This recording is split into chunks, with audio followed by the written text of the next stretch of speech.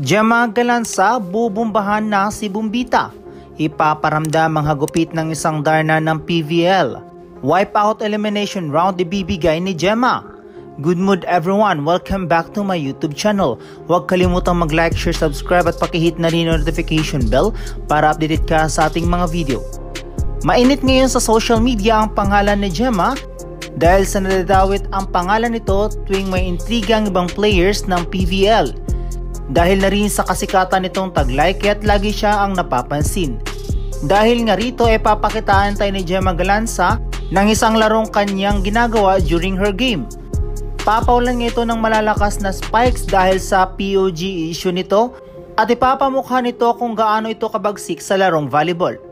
Magtatagpo nga si Bombita at Galanza sa isang court kung saan wawakasan ni Gemma ang patutsanang hindi ito karapat-dapat na maging POG sa laro. Bagkos ipaparamdam nito kung gaano kalakas ang isang Galanza. Makikitaan nga natin muli si Gemma ng husay sa kanyang mga digs at reception sa tuwing target ito ng kanyang mga kalaban.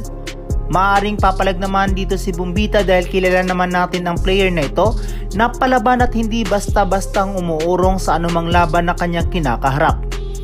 Hindi naman panghihinaan ng loob ang Creamline dahil bukod sa magaling at mahusay si Galanza ay hindi naman ito pinapabayaan ng kanyang mga kasamahan at tinutulungan ito upang maipanalo ang laban.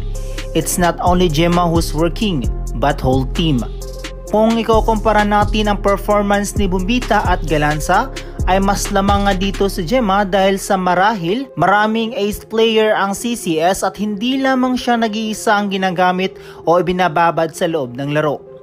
Sa tingin nyo mga ka-hype, sino kaya kina Gemma at Bombita ang may kakayanang bumuhat ng team sa kanilang kupunan?